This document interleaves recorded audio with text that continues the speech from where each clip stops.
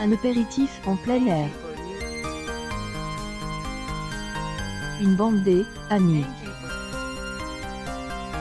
Soudain, elle, un D, E, Damien, S, écroule au sol. Anna, sa compagne, lui plante une lame dans le cou. Si elle, on se permet de révéler ici la Sunshock qui ouvre à la folie, fiction en 2 parties diffusée dès 21h10 ce mardi sur M6, c'est, et Hélène, et pas le point culminant de elle, intrigue.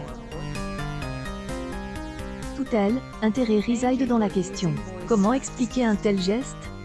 Le scénario remonte alors le temps jusqu'au soir où le couple laisse et rencontre, puis raconte ce qui ressemble à une histoire d'amour mais haine, en est pas une.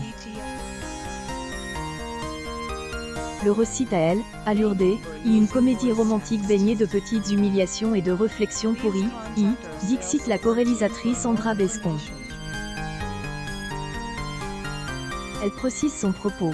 Léonore Bauer, qui a écrit le scénario avec Guillaume Lab, a du recul sur sa propre histoire.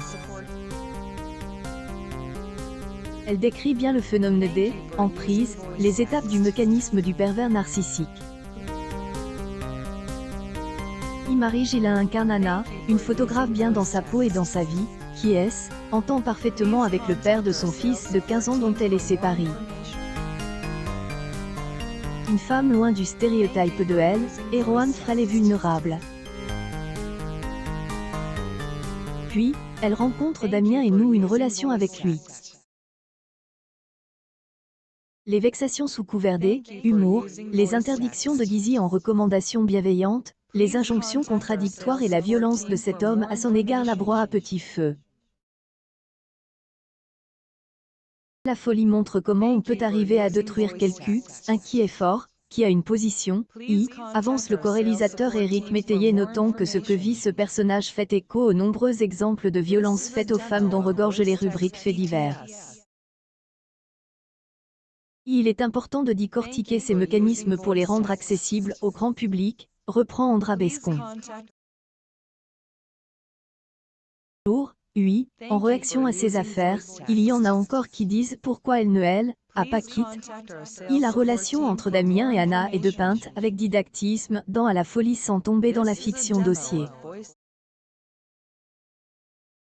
Elle permet de montrer les formes insidieuses, qui alertent pas forcément entourage des victimes, du phénomène d'emprise.